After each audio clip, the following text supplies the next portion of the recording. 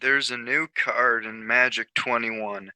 This set has probably been one of the strongest looking core sets I've ever seen, and the reprints alone are going to make Double Masters looks like an absolute embarrassment. But there's this little card printed in the Amonkhet block known as Solemnity. Solemnity is a card that has been tested for years.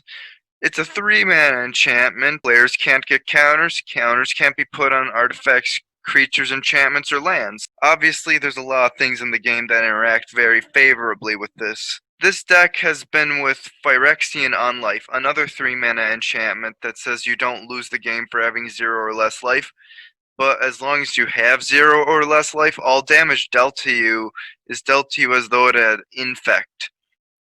That means with Solemnity in play and Phyrexian Unlife in play, you're invincible with regards to damage, and that's how most decks win. Good luck milling you out. I'm pretty sure if you just put one Emrakul in your sideboard, that plan will never work again. Thing is, 9 lives, it takes a step further. 9 lives is a white enchantment that also costs 3. I'm really wishing they'd make an enchantment collected company or anything to support enchantments, really. But anyways, it's also a 3-mana enchantment, but it has hexproof, which is a good start. Because one of the problems with the Solemnity and Unlife decks is that there wasn't not only not enough consistency, there was always the chance that you get double removed, or one of the cards would be removed and you die. But this having hexproof means that probably won't happen. So they'd have to go after Solemnity, and it's not terribly unlikely that you can redraw Solemnity again within the right amount of time. Meanwhile, in the past, if they Assassin's Trophied both a Phyrexian Unlife and a Solemnity, you were just gonna die.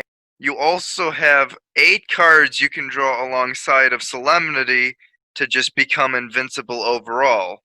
You also have another 3-mana card that's called Idyllic Tutor that will search for either of the combo pieces.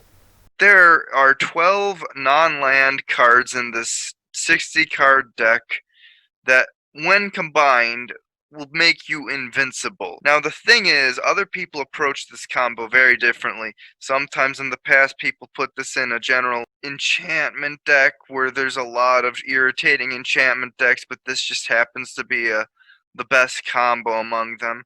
Other times they're in control decks.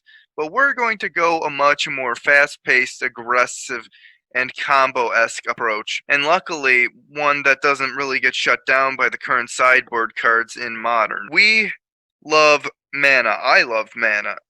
So, first things first is that we have a couple of ways to ramp. Simian Spirit Guide and Chancellor of the Tangle, as well as Gemstone Caverns, are good ways to ramp on turn 1. There have been times where I actually was able to get this combo on turn 2 thanks to this mana ramp.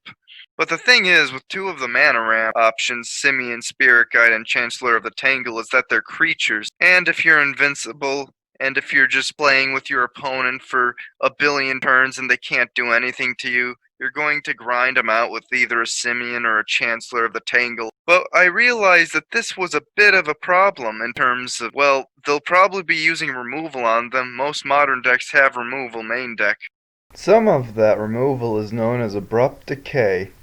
Abrupt Decay is such a powerful bogus card that I need to go to green and add a third color just to main deck 3 Heroic Intervention.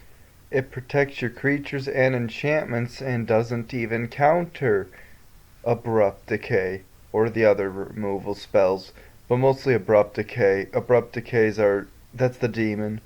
That's the biggest thing that can hurt our deck. Also, you got Sphinx of Foresight and Serum Powder. This is how the deck becomes so consistent. In your opening hand, if you have a Sphinx, if you have a Serum Powder, you can just have a free mulligan that also cuts down on the number of cards left, so you're much more likely to have your combo be in the opening hand. And you also have the Sphinx of Foresight. I think the best part is that he's a nasty beater too, in addition to being a good opening hand thing that can allow you to dig 3, 6, 9, or even 12 cards deep. He's a 4/4 evasive flyer that can smooth out the rest of your draws, which will be important given that you're in lockdown mode, both in terms of quarantine and in terms of, just locking your opponent out of doing anything to you and killing you. Now, if they want to remove Phyrexian Unlife or Solemnity, we have 3 Rebuff the Wickeds. This is important because it's a 1-mana counterspell, and it's the only kind of counterspell we'll ever want. I have not made a sideboard for this deck because it's in its infancy still. I am sorry.